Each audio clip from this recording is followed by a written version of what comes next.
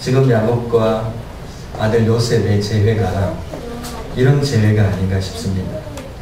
죽은 줄로 알았던 그 아들 요셉이 살아있어요. 살아있는 정도가 아니고 애굽을 다스리는 애굽의 지존이 되어 있는 겁니다.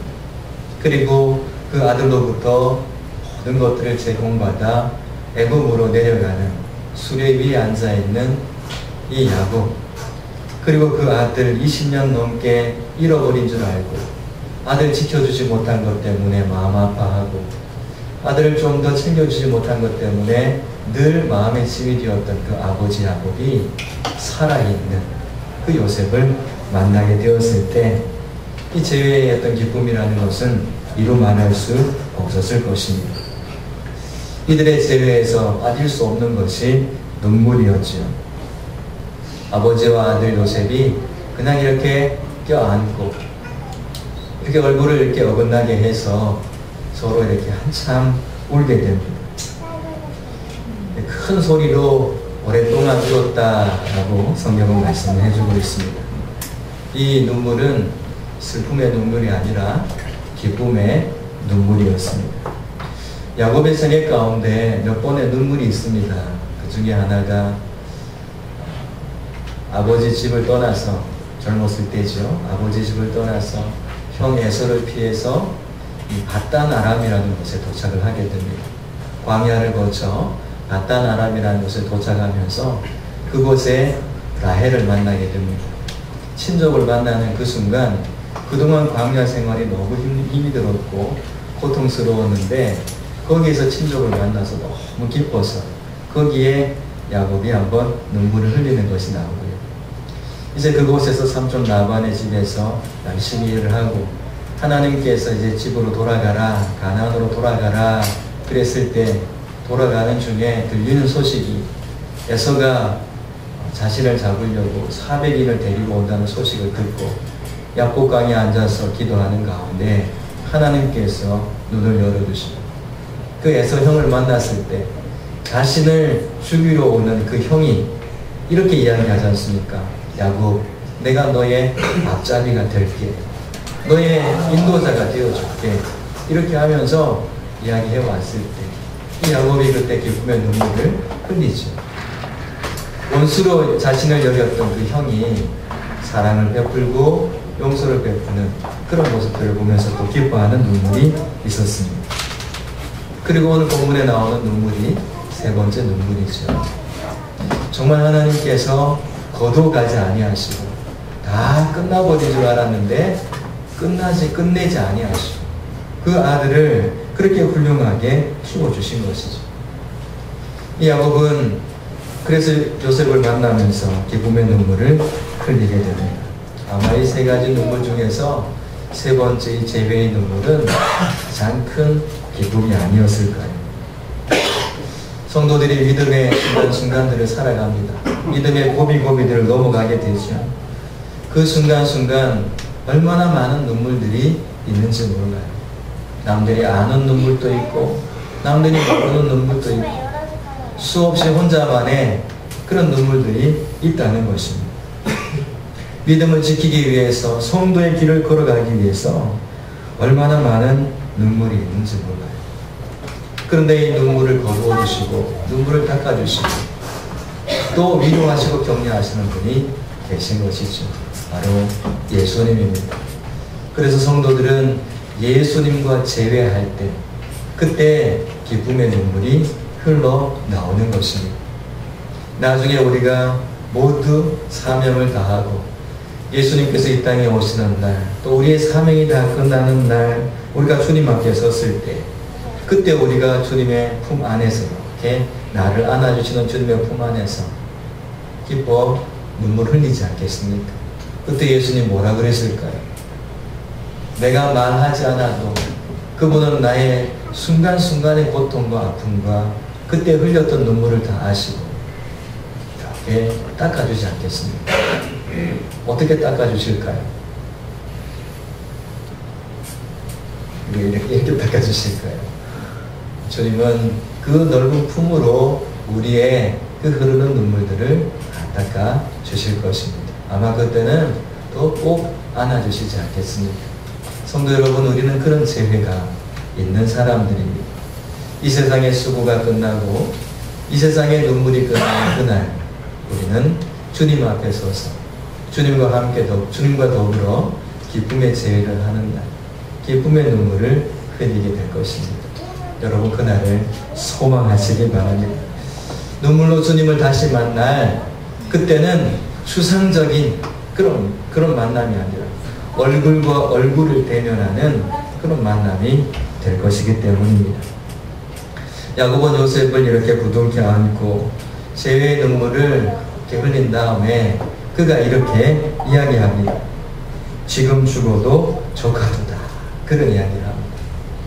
성도 여러분, 이 이야기가 그냥 나오는 이야기가 아닙니다. 지금 죽어도 좋겠다, 그 말이 아니지 않습니까? 이 야곱에게 찾아오는 이 기쁨이요, 죽음이 주는 슬픔을 이길 수 있는 그런 기쁨이 내게 주어졌다는 그런 이야기입니다. 아무리 고통스러운 것이 지금 현재 내게 있다 할지라도 그것을 능가하는 기쁨이 내게 주어졌다. 그것이 이 고백이라는 것입니다. 죽은 줄만 알았던 이 아들 요셉을 만나고 보니까 그 수많은 시간 동안에 가슴에 마음에 엉어리졌던 것이지 않습니까? 불만도 있었고 슬픔도 있었고 그런 마음들이 다 날아가 버리는 것입니다. 이제는 내 삶 속에 죽음과 같은 고통이 온다 할지라도 기뻐할 수 있겠다라는 그런 이야기입니다. 성도 여러분, 하나님께서 주시는 기쁨은 세상이 주는 기쁨과 다른 것입니다. 세상에는 고통과 눈물이지만 그 고통과 눈물을 이길 수 있는, 넉넉히 뛰어넘을 수 있는 그런 기쁨을 하나님께서 우리에게 주신다는 말씀이죠. 이 야곱의 삶 가운데 이 야곱이 한 번도 만족하다, 족하다 이렇게 표현한 적이 없습니다. 이 야곱의 생애 가운데 수많은 좋고 나쁜 일들이 있었지만 그 모든 일들 속에서 한 번도 그래 이제는 족하다 그런 이야기를 한 적이 없다라는 것입니다. 그런데 지금 이렇게 요셉을 만나면서 그가 하는 말, 지금 죽어도 좋겠다. 나는 만족합니다. 나는 만족합니다. 이 지금 현재 야곱의 나이가 130살이에요. 130년 동안 살면서 처음으로 해보는 이야기, 만족합니다. 그 이야기를 하는 것이죠. 그러면 그동안 이 야곱의 마음속에는 원망과 불평과 불만족이 그의 속에 있었다는 것 아니겠습니까? 나는 족하도다 이렇게 고백하는 이 고백 속에 지금까지 내 마음속에 있어왔던 그 모든 불만족과 불평의 종지부를 찍어버리는 것입니다. 성도 여러분, 한번 해보실까요? 족하도다. 옆에 계신 분 보고 한번, 우리 성도님 만나니 너무 족합니다. 이렇게 한번 해볼까요? 시작. 부족하다 그러지 마시고 족합니다. 130년 동안 살면서 한 번도 해보지 못한 말, 만족함. 이 야곱은 지금 만족합니다. 그렇게 고백하는 것입니다. 야곱은 스스로 깨달은 바가 있었겠죠. 요셉을 잃어버렸을 때 그에게 어떤 마음이 있었겠습니까? 내가 그렇게 사랑하는 아들, 그렇게 사랑하는 아들 하나도 하나님 못 지켜주십니까? 하나님께서 언약을 이루신다고 하시면서 그 아들 하나도 못 지켜주십니까? 만족하지 못하는 불평이 있었지 않겠습니까? 또 아비로서 신부로 보냈다가 잃어버렸으니 그 아들을 지켜주지 못한 그런 미안한 마음도 있었을 것입니다. 이런 마음이 뒤엉켜서 힘든 삶, 억울하고 때로는 원망스럽고 때로는 탄식하는 그런 삶을 살아간 것이죠. 그런데 말이죠. 요셉을 이렇게 보니까 자신이 키운 것보다 훨씬 하나님께서 잘 키워놨지 않습니까? 20년 동안 자신이 키웠다면 그냥 어떻게 키웠을까? 근데 하나님께서는 그 20년이 넘는 동안에 이 아들 요셉을 너무나 훌륭하게 키워놓으신 거예요. 이 애굽의 수장이 되도록 만들어 놓으신 것입니다. 뿐만 아니라 하나님께서는 가장 힘들고 어려운 가뭄 가운데 많은 사람들이, 아니 모든 열방들이 굶주림 속에 있는 그때 하나님께서 이 야곱의 가족들을 거둘 수 있는 곳으로 지금 인도하고 계신 것을 이 야곱이 깨닫고 있지 않습니다.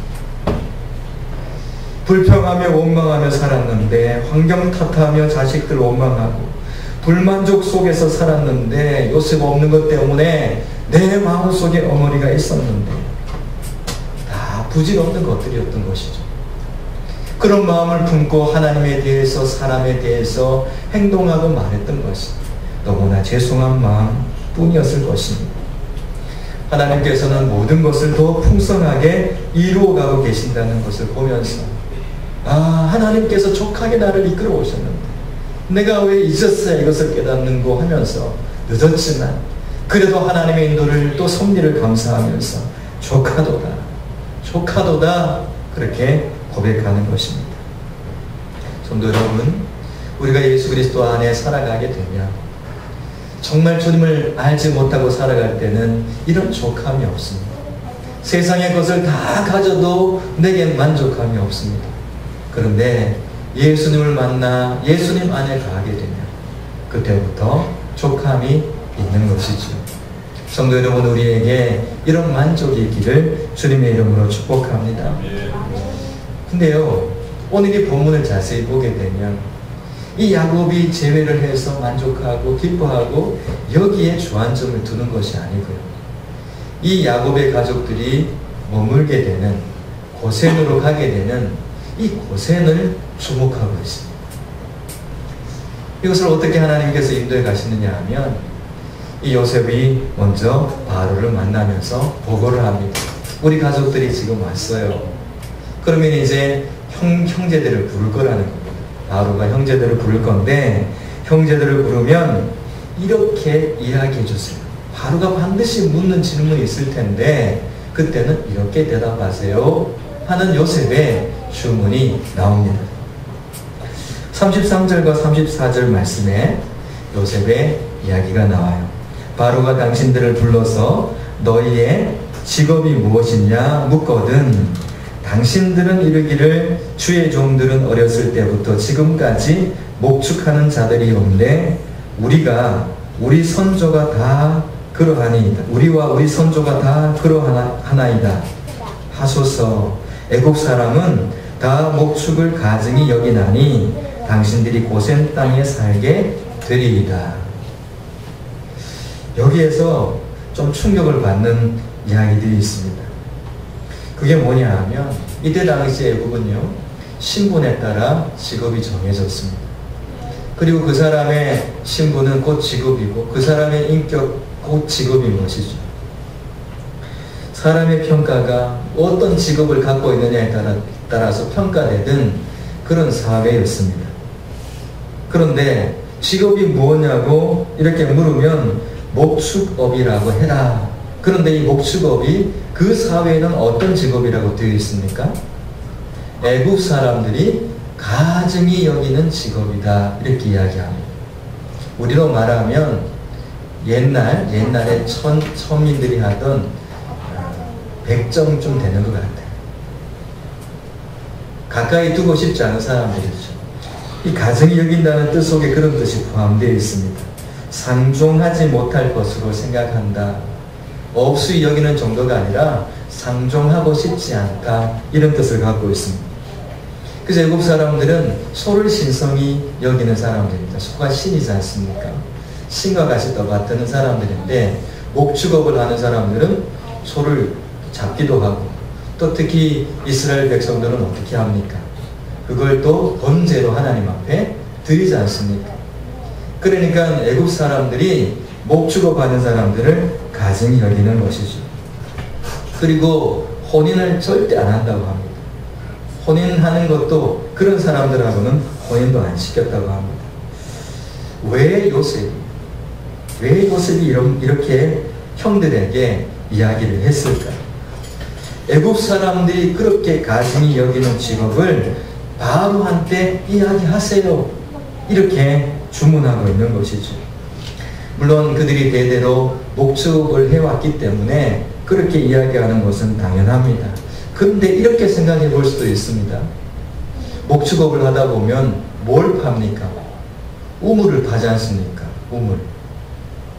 그러면 적어도 요셉이 우물을 파는 것은 고대 사회에서 쉽지 않은 것이거든요.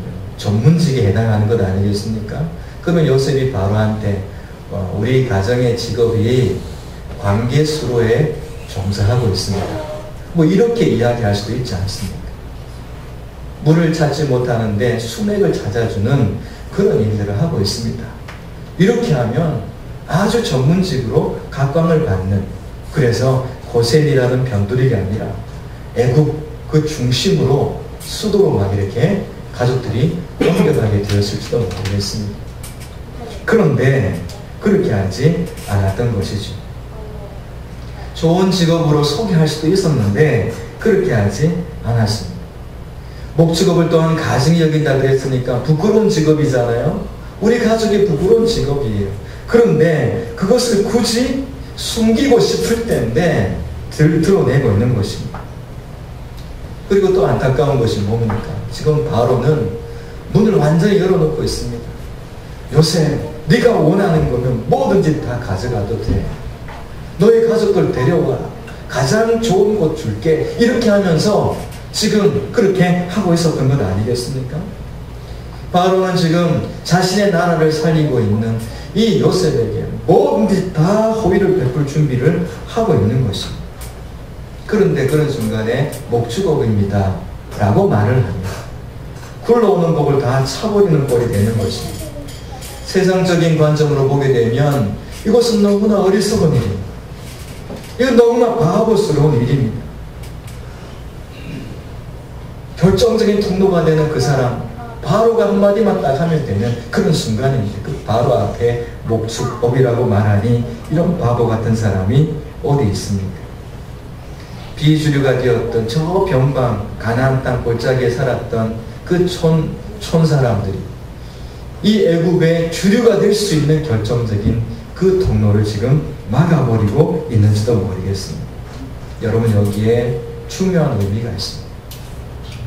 왜 요셉을 통해서 하나님께서 지금 이런 일을 행하고 계실까요?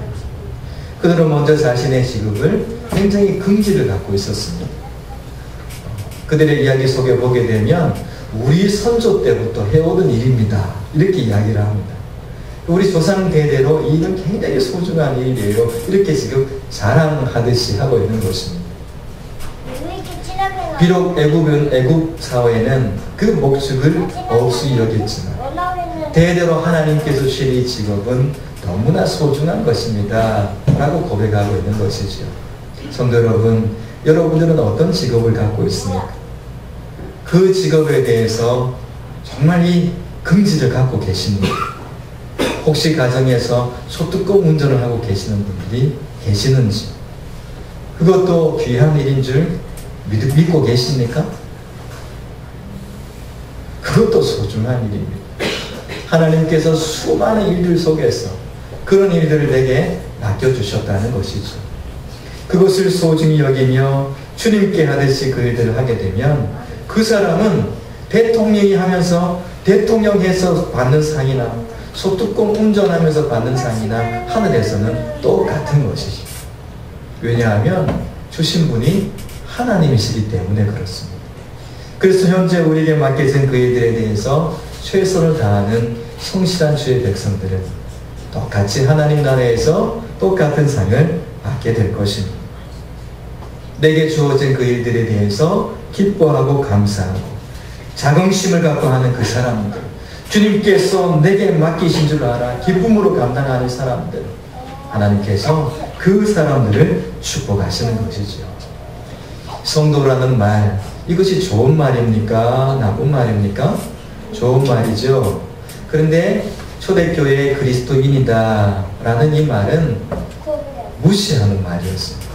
쉽게 말하면 예수쟁이네 이런 말입니다. 예수쟁이다 이 말이 좋은 말 아니지 않습니까? 그리스도인이라는 이 말은 그런 말입니다. 그런데 이 내가 그리스도인이다, 내가 예수쟁이다, 이 말을 우리는 너무나 소중히 여기고 있습니다. 그래서 사람들 앞에 나는 예수 믿는 사람이에요, 나는 예수쟁이에요. 사람들이 너 예수쟁이네 그러면 네, 저 예수쟁이 맞아요. 왜 그렇습니까? 우리는 예수님을 통해서 억만 죄악으로부터 구원을 받은 사람이고 죄 속함 받은 사람이고 그 은혜로 말미암아 영원한 천국으로 가게 되는 하나님의 사람들이 되었기 때문에 그렇습니다. 짧은 우리의 인생, 이 나그네와 같은 인생 끝나고 나면 다 천국으로 가는 것 아니겠습니까? 예수님 때문에 그렇게 됐기 때문에 예수쟁이다라고 불림을 받는 것은 너무나 우리에게는 기쁨인 것입니다. 성도 여러분, 누가 뭐라 그래도 우리는 예수쟁이입니다. 아멘이시죠? 아멘. 같이 한번 하십시다. 나는 예수쟁이입니다. 나는 예수쟁이입니다. 다시 한번 하십시다. 나는 예수쟁이입니다. 나는 예수쟁이입니다. 예수님 안에서 우리가 가지고 있는 성도라는 이 귀한 직분, 이것은 너무나 소중한 것입니다. 하나님께로부터 부여받은 아주 귀한 것들이시죠. 또 그리고 이 목수거비를 한다는 그 이유를, 이 애굽이라는 땅은 영원히 먹을 곳이 아니기 때문에 그렇습니다. 애굽이라는 곳에 400년 정도 머물다 그 다음은 어디로 갑니까? 다시 하나님께서 약속하신 가나안으로 가게 되는 것입니다. 그런데 만약에 애굽 땅의 중심으로 들어가서 거기에 주류가 되고 거기에서 명예와 부귀 영화를 얻게 되면 힘과 권력을 얻게 되고 대대로 좋은 직업을 또 그곳에 유망한 그런 것들을 갖게 되면 하나님께서 때가 되어 출애굽해라 그렇게 하면 쉽게 출애굽할 수 있는 사람이 몇 사람이나 되겠습니까? 애굽에 이렇게 많은 기반들이 되어 있는데 어떻게 다시 가나안으로 가란 말입니까? 라고 많은 사람들이 이야기하게 될 것입니다. 마치 롯의 가정처럼 말이죠. 롯의 가정이 환경을 따라 움직이지 않습니다. 좋은 풀을 따라 움직이다 보니까 어떻게 됩니까? 처음에는 좋았는데 나중에는 그 성이 망할 성이에요. 그러니까 천사들을 보내가지고 소돔과 고모라 성의 그 죄악의 관용에서 이제는 이 롯을 끌어내려고 합니다. 그런데 롯을 끌어내려고 하니까 롯의 사위들은 어떻게 이야기합니까? 농담으로 생각하는 것입니다. 아니 사위들이 예수 믿는 거 그거 귀찮다라는 것입니다. 아니 천국이 어디 있고 지옥이 어디 있냐는 겁니다. 하나님의 심판이 어디 있고 예수님의 재림이 어디 있냐는 겁니다. 다 조롱으로 여기는 것입니다. 그래서 할 수 없이 딸들 데리고 나오는 것입니다. 그런데 거기에 롯의 아내는 어떻게 합니까? 몸은 빠져나오는데 마음은 여전히 그 소돔과 고모라 성에 머물러 있는 겁니다. 여전히 마음이 그곳에 머물러 있습니다.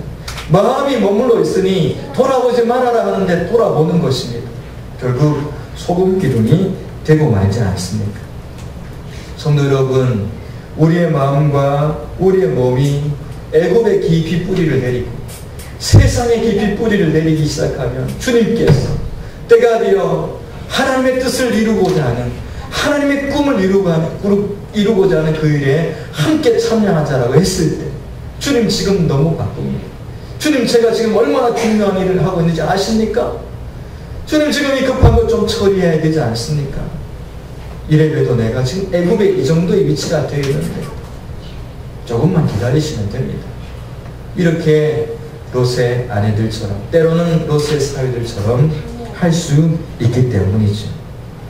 그래서 하나님께서 중심으로 데려가지 아니하시고 고센이라는 변방으로 데려가시는 것입니다. 성도 여러분, 또 한 가지 이유가 있습니다. 지정학적으로 이 고센 지역은 가나안 땅과 가까운 지역이에요. 애굽으로부터는 변방이긴 하지만 하나님의 약속한 땅과는 아주 가까운 지역입니다.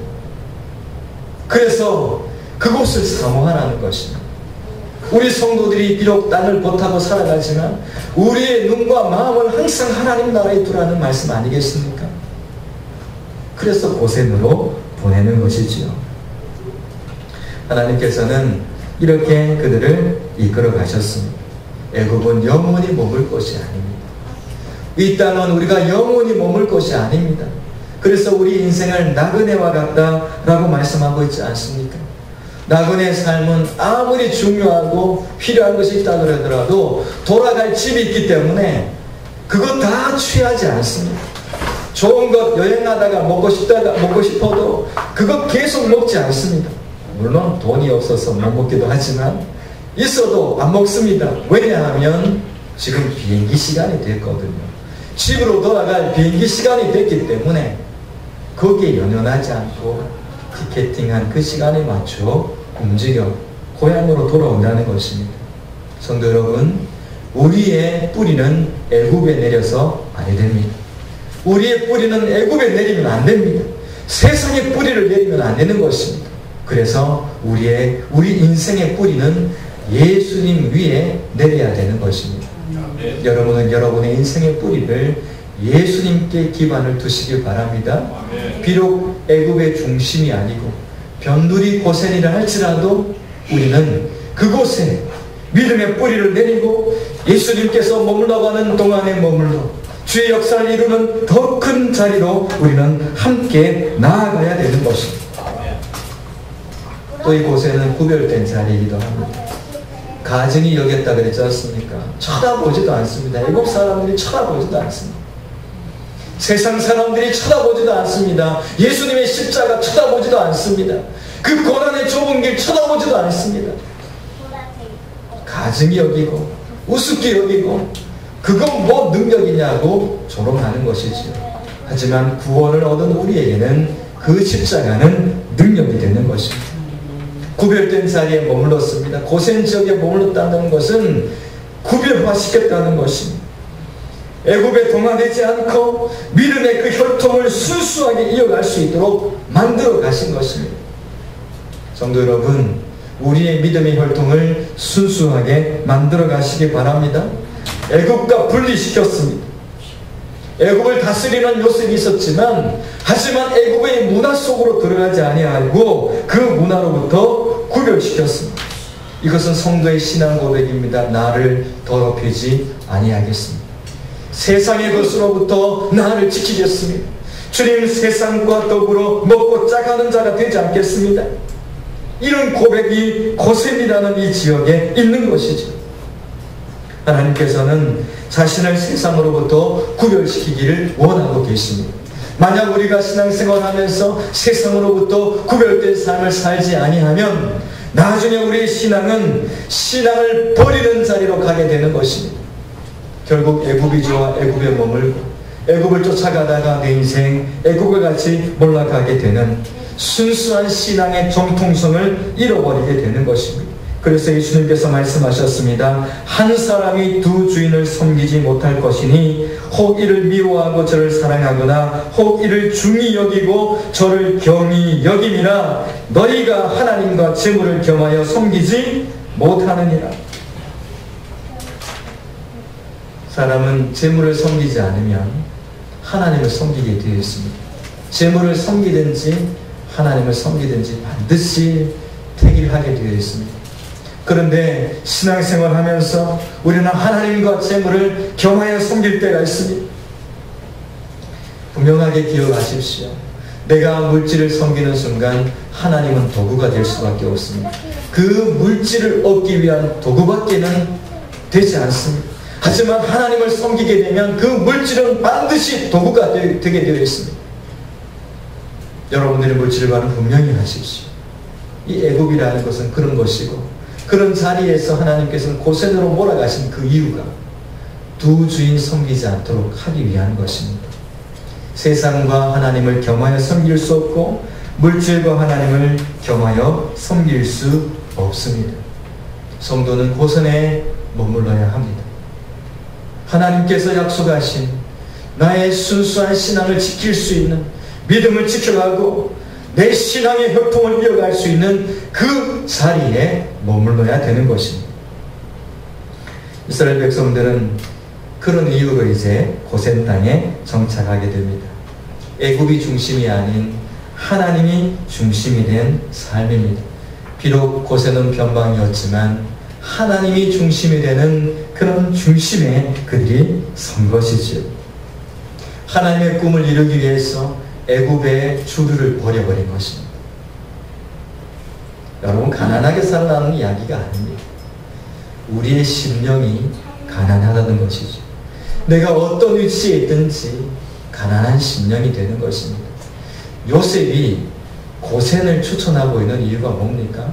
목축업을 하고 있다라고 이야기한 이유는 뭐냐면, 나도 이 임기 끝나면, 총리 임기 끝나고 이 재반일들 다 끝내면 나도 고센으로 갑니다라는 이야기입니다. 요셉이 그 총리직 미련 없었습니다. 하나님의 꿈과 뜻을 이루는 잠시의 도구로 사용된 것을 감사하고, 진정한 목적은 고센에서 이루기 때문에 나도 그곳으로 가겠습니다라는 그런 이야기거든요. 성도 여러분, 하나님의 꿈에 동참하는 사람들의 이 가치관이 다릅니다. 환경은 변방이지만 하나님의 역사에는 중심에 서는 사람들이 되는 것입니다. 야곱에게도 그런 일들이 주어졌고, 야곱의 가족들에게 그런 것이 주어진 것이지요. 이 땅에 수고와 땀이 있습니다.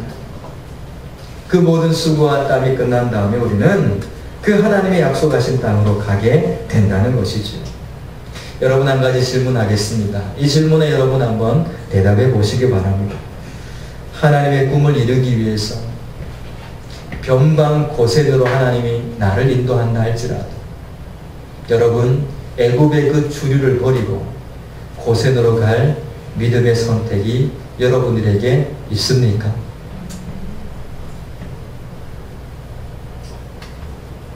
대답하셔야 됩니다. 두 주인을 섬기며 머뭇거리고 있는 분들이 계시다면 오늘 거기에 나는 족하다라는 것으로 마침표를 찍으면 좋겠습니다. 나는 예수님으로 족하다. 결국 그 변방이 중심이 된다는 것 여러분 아십니까? 하나님의 사람들은 하나님의 꿈을 이루기 위해서 나아가는 것입니다. 요셉은 애굽을 떠날 준비를 하고 있었습니다. 항상 준비되어져 있습니다. 중심을 떠날 준비가 되어 있었습니다. 하나님의 꿈을 이루는 그 자리로 항상 나아갈 준비가 되어 있었습니다. 그곳이 감옥이든, 그곳이 노예생활이든, 그곳이 총리의 자리든, 그곳이 고생이든 하나님의 뜻을 이루는 곳이라면 주님, 저는 갈 준비가 되어 있습니다. 그곳에서 하나님의 뜻을 이룰 준비가 되어 있습니다. 성도 여러분, 이런 믿음의 사람들이 역사에, 하나님의 역사의 중심에 서게 되는 것입니다. 말씀을 이렇게 마무리하도록 하겠습니다. 사람들은 천국의 소망을 두지 않고 약속의 땅의 소망을 두지 아니하면 자꾸 애굽의 중심으로 가려고 합니다. 그리고 그 중심으로 들어가서 끝장내버리려고 합니다. 끝을 보려고 합니다. 그런데 성도 여러분, 우리 인생은 나그네 길입니다. 하나님께서 머물라고 하는 그 변방과 같은 고생과 같은 곳이라 할지라도 결국에는 하나님께서 그곳에서 풍성한 하나님의 계획을 이루어 가시고 결국 중심으로 삼아 출애굽하게 하시고 가나안에 들어가게 하시며 하나님의 하나님 되심을 드러내신다는 것입니다. 세상은 좋은 것을 취하려고 하지만 하나님의 사람들은 그래서 하나님의 뜻을 취하는 것입니다. 성도 여러분, 지혜가 여기 있습니다. 하나님을 얻는 사람은 모든 것을 얻지만 애굽을 얻는 사람은 모든 것을 잃게 되는 것입니다. 여러분, 이것을 오늘 믿음으로 결정하시기 바랍니다. 나를 부요하게 하고 풍요롭게 하는 좋은 환경이 있다 할지라도 하나님의 뜻과 위배된 것이라면 내려놓을 수 있는 마음을 가지셔야 됩니다. 그러면 하나님께서 여러분들을 고센으로 인도하실 것입니다. 그리고 그곳에서 하나님의 놀라운 일들을 이루어가는 하나님의 사람들이 되게 하실 것입니다. 바로가 준다고 해서 다 덥석 다 받아서는 아니 되는 것입니다. 하나님의 사람들은 받아야 되는 것이 있습니다. 하나님께서 주시는 것이 아니라면 다 거절하십시오. 하나님께서 주시는 것만이 가장 귀한 것입니다. 그래서 하나님께서 오늘 여러분들을 부르셨습니다. 나와 함께 가자라고 부르셨습니다. 함께 고센으로 가자고 부르신 것이죠. 성도 여러분, 하나님께서 약속하신 그 삶 속에서 고생에서 역사를 이루어가는 멋진 주의 백성들이 되시기를 주님의 이름으로 축복합니다. 기도하겠습니다. 살아계신 하나님,